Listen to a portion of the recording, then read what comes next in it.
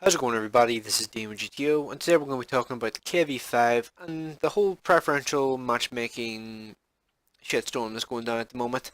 So, pretty much the article that they brought out the other day was pretty much explaining why they're changing vehicles that had preferential matchmaking and why they're removing the preferential matchmaking mechanic from the game.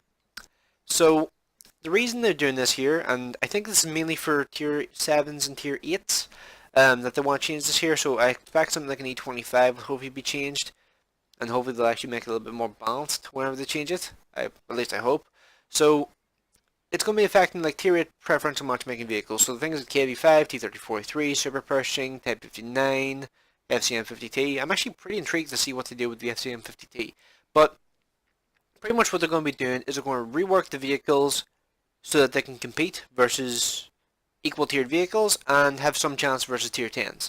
So they're basically going to bring them in line with other tier 8 vehicles which will meet tier 10s. So probably up to the standard of roughly around where the Liberté is, like the MX M449.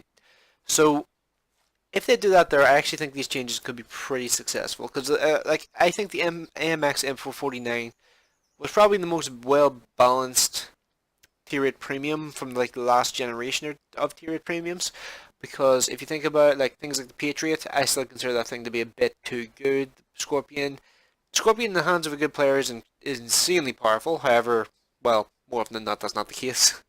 So, and then there's things like the 252U, Chrysler KF. I don't really need to go into details on like those vehicles because everybody knows just how bad those things were. So they're going to be going through all like the tier 8 premium matchmaking vehicles and rebalance them, rework them so they can be tier 10s. Like as an example, with Super Pershing, I suspect it'll probably get an amazing gun, probably get a 700 horsepower engine, but it'll keep the restricted top speed that it has currently. That would be my guess, and they may increase the turret armor a little bit just to make this thing a bit more of a consistent breakthrough tank. So I think the changes in this thing here could be pretty damn interesting. But the KV5 is the first vehicle, and they've confirmed some of the changes that they're thinking of making to this vehicle. So I'm going to just quickly run through them just off the top of my head. So I'm going to start with the rear. So the rear armor is going to lose that ridiculous like 240 millimeters of armor it has in this like little tiny area here. So if you don't know, like I think the original idea behind this here is that it's like the two sectors of armor overlapping. This sector of armor and this sector of armor overlap here. So it's just a monstrous amount of armor in this zone. They're going to change that from like 240 millimeters or wherever it was to down to about 90, and I would say that's probably going to be roughly what the armor is for most of the back armor.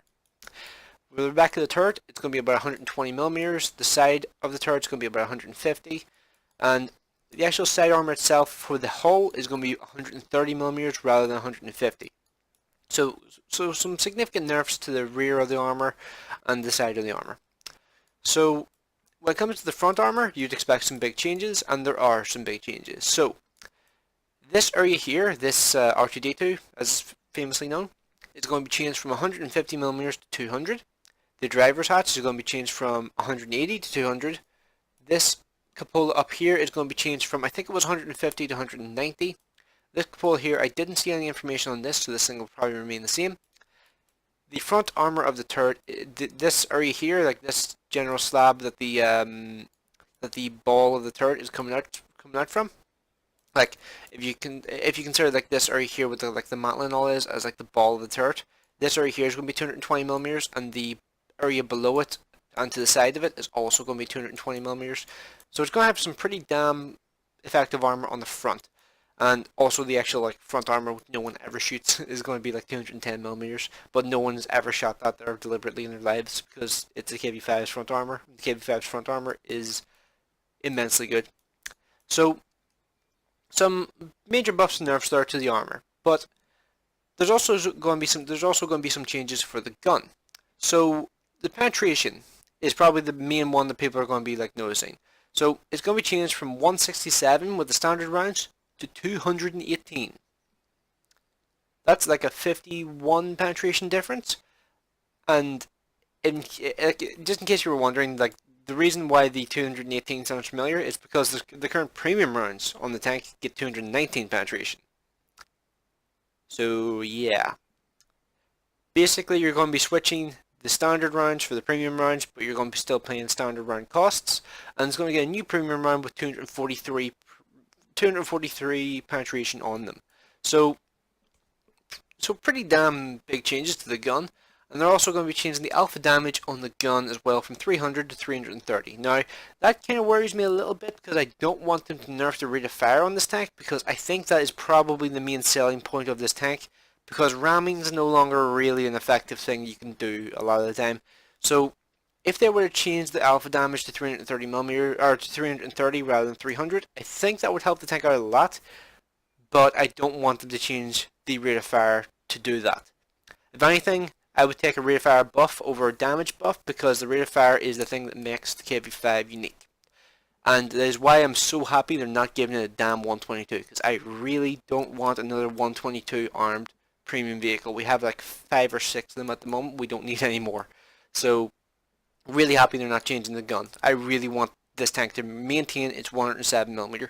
Now, there were some other changes that I would personally make to this tank. Like, I would give it a better track traverse, because the track traverse is horrendous.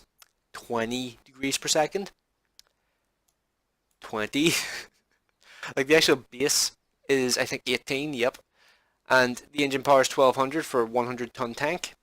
Part of weight ratio is actually not too bad for a tank of this size, but yeah, that's not really that, like, the mobility is not particularly good. Now, personally, I would like a slight engine power boost, maybe like 1300 horsepower, and maybe like a slight increase to the traverse speed, maybe increase it by like 5 degrees, make it like 23 degrees rather than 18, just to make the tank a little bit more drivable, because at the moment the drivability of this tank is a little annoying because the tank just doesn't really want to turn, if I'm honest.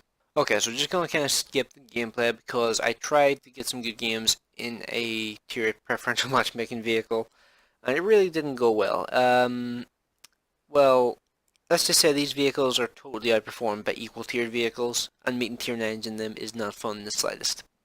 I will just say that, and we'll leave it at that. I'm not going to go into full rant because I have a 15-minute recording of me talking about the second part of the video, which I'm not going to use because that would be ridiculous. I want the total video length to be less than 12 minutes if I can possibly get it down to that length. So, back into like the compensation. So I think people were initially expecting some sort of like full cash refund. That wasn't really a realistic option in my opinion, because you would have to take into consideration a multitude of different things. You would have to take into consideration the inflation from like when they bought the vehicle to now, because don't forget this vehicle has been on sale off and on for 7 years. So the currency, well, like the currency costs have changed since then. When it comes to like other factors when it comes to currency, like the actual like currency people used, like did they use euros, did they use pounds, did they use dollars, did they use Australian dollars, did they use whatever? Because this would be affecting all, or did they use rubles, did they use, I don't even know what the Japanese currency is. Yeah, like you had to take into like a bunch of different factors. You had to take into account inflation, the actual like currency they used, and just like it really seems more effort than I think they would really want to go through, because they would have to calculate individually based on like when each player got the vehicle. So yeah, and when it comes to like a full gold refund, I still think that's potentially something they may offer. Like just crediting 7,500 gold to the account and then taking away the tank. It's pretty easy. They've done it before with the super version. Because all they have to do is just change the sell option. So like at the moment, if you go to sell, it will give you the credit cost. But if you go to a vehicle which is going to be sold for gold, then if you go to sell, it would just say a gold value rather than saying a credit value. So yeah, that's how that would work. But like when it comes to like the trade-in thing that they mentioned on their webpage, I think they were trying to give players a better option than just getting the gold back. Because like let's just put this in like context here. So the KV5 is worth 7,500 gold. The Super Pershing is worth 7,200 gold. Out of all of these vehicles that I have on the screen here, the T-34-3 Super Pershing and the KV5, T34-3 is the only one that's a full fat tier 8 premium vehicle in terms of price. It's worth 11,000 gold. There's a 3,500 gold difference between the cost of the KV5 and the T34-3. It's a substantial difference. So it kind of makes sense that they kind of, that I think they're going to want some sort of gold payment to change from one vehicle to another. Because you're changing from what is essentially like a cheap tier 8 premium to a full fat tier 8 premium. So I think that's what they were going for. And the thing is, like, if you think about it, changing from a KV5 to a Lova, so you bought the tank for 7,500 gold. And this is just assuming the Lova is in the rotation for like the tank trading. You bought the KV5 for 7,500 gold. You pay 2,000 gold. This is the maximum, by the way. Like, it won't be 2,000 gold for any vehicle to change over to. It will just be 7,500 gold, or no, it'll be 2,000 gold for the most expensive vehicle you can change over to. So, in total, you'll be paying 9,500 gold to obtain a Lova, which is worth technically 12,500 gold. So you're actually saving 3,000 gold if you were to do that. Does that math make sense?